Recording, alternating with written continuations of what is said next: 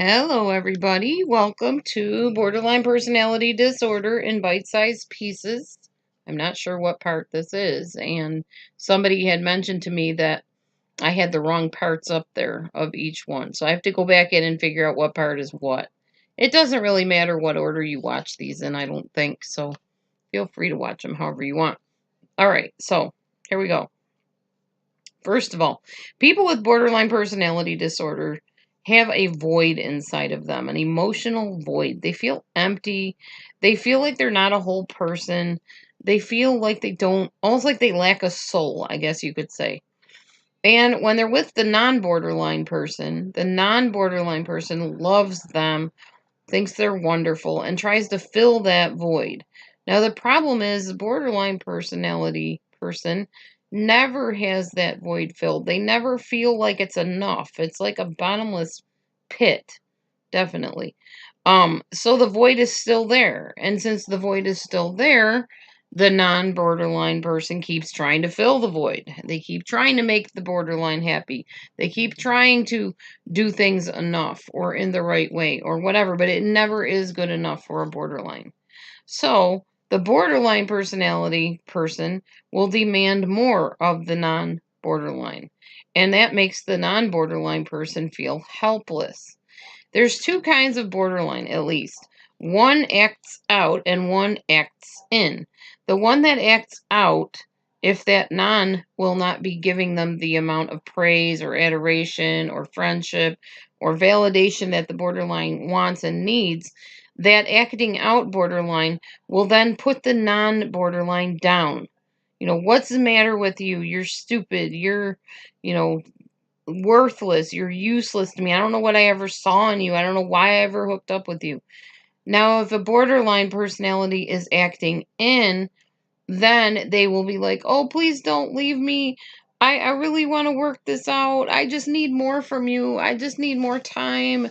I need you to notice the things I do. I need you to compliment me more. So it's more like a needy clinginess if they act in.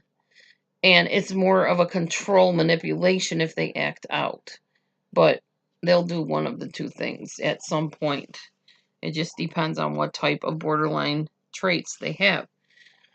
All right, I'm calling this next part deal with it, don't sponge. Okay, dealing with it means you mirror back to the borderline personality person.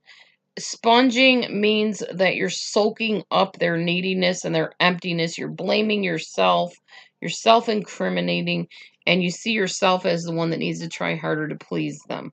When really, you need to let them own their stuff. So this is how you avoid sponging, sucking everything in and soaking it up, and go into dealing with things and mirroring the borderline. First of all, keep your own reality regardless of what the borderline projects onto you.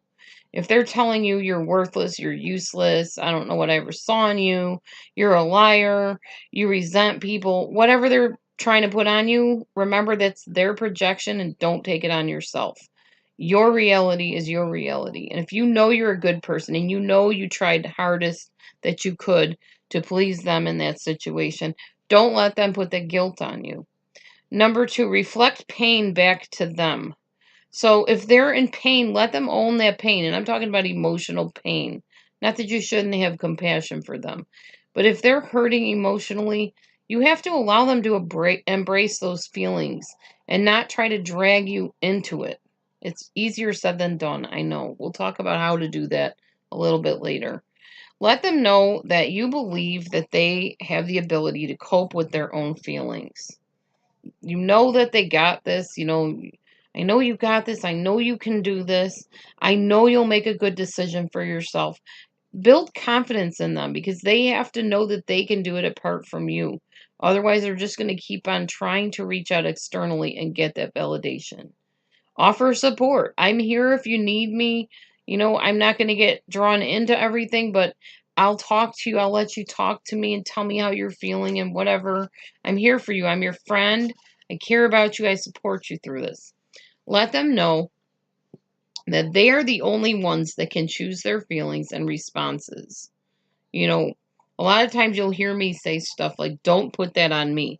What I mean by that is that a person that is experiencing a certain frustration or whatever, often wants to put it on another person and say, well, if only you would do this, I wouldn't be, feeling this way. Let them own that themselves. And we kind of talked about that yesterday.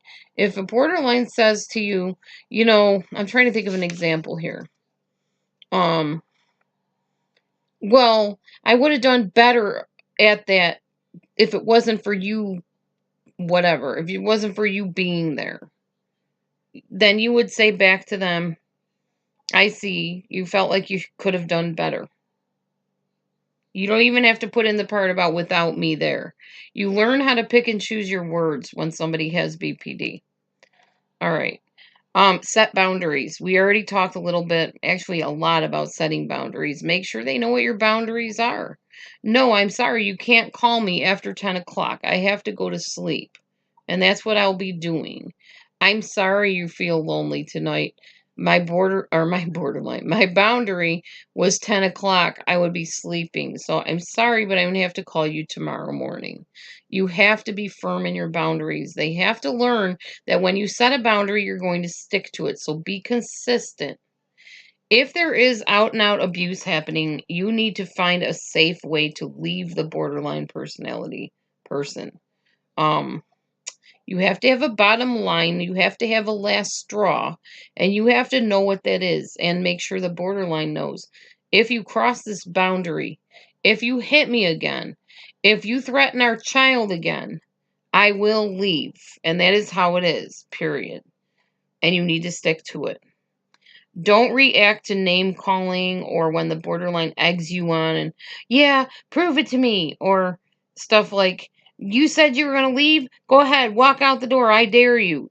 Don't play that game with them. Don't.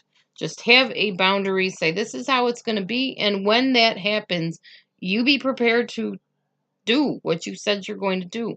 But don't make boundaries. Don't set precedents that you're not going to follow. Okay, refuse to speak to the borderline personality if they are in a rage. You do not have to communicate with anybody, let alone someone with BPD, while they are enraged and dangerous. Just say, hey, when you calm down, I see you're a little upset. When you calm down, we'll talk, okay? Sometimes it takes time. You have to let things blow over and diffuse, let the borderline person come back to some sense of center, and then you can come and talk to them and get together and talk. Do not let the borderline's actions in public bother you. Do not let them see that it is getting to you, that they're being obnoxious in public. Just calmly say, okay, I see you're upset. I see you're frustrated. I know you wanted that thing. I'm sorry we can't have it. We need to go home. So I'll be up in front waiting for you. When you're ready to go, let's go home. Learn to say no. Just simply no. And leave it at that. Don't feel you have to offer an explanation. It's probably one of the hardest things that I ever have to do, is just tell people no and not sit there and try to defend myself. But with a borderline, you have to sometimes just say, I'm sorry, nope, I can't do that. Nope, I won't do that. I'm declining your invitation. No, I'm not interested. No, I don't want to hook up with you. No, I don't see you that way. Just plain no. Okay. How to mirror a borderline person. We talked originally about not sponging, but mirroring. So this is how you mirror. Number 1, take a deep breath. This is also helpful for the person with BPD. Take a deep breath. And just let it out and relax. The more stressed out you are, the less clear-minded you're going to be in dealing with somebody with BPD or anybody else. Number 2, learn to see things as neutral. One of the biggest problems with somebody with BPD is they see things as black and white. They call this splitting. All good, all bad. All evil, all heavenly. Everything is black and white, very distinctly, either this or that. When you are with somebody with BPD, you sometimes tend to take on those same ways of looking at life. You might even see the borderline as all bad or all good. And that is not healthy. There has to be a neutral, and it's okay to have a neutral in between. Always, always allow the neutral to come in. when the borderline is talking to you, the first reaction may be, oh my God, they're nuts. Why are they thinking this way? That is just crazy. Try to see it from their point of view. Right now they're feeling scared. Okay, well, I guess when I'm feeling scared, I act a little erratic. You know what I mean? Just try to see it from their point of view. Try to neutralize it. Don't see them as just, oh, this terrible, horrible, crazy person. Realize that to them, their perception is that things are going haywire and they don't feel in control. They feel like everything is just kerflooey and they don't know how to handle it. Okay, when you put yourself in someone else's shoes and empathize and neutralize, you'll be better able to handle things like that. Decide if you're really experiencing your or their emotions. You may find yourself feeling a certain way, and it might feel like, is this just because I've been interacting with this person, or is this really how I feel? And you need to ask yourself that. Listen and realize that the borderline person may have valid points. But if you still disagree with what they're saying, be okay to hold your ground and keep your view as equally valid to theirs. Number 5, have conversations at appropriate times. If you're tired, it's not the time to talk to somebody with BPD. If they're exhausted or they're angry or they're frustrated or they're sad or they're going through a real deep depression, loneliness, or whatever, or even if they're overly giddy, that's not the best time to talk about something in a neutral way. So set your times for reasonable times to discuss things. Number 6, have meetings when you aren't in a bad mood. That kind of goes along with the same thing.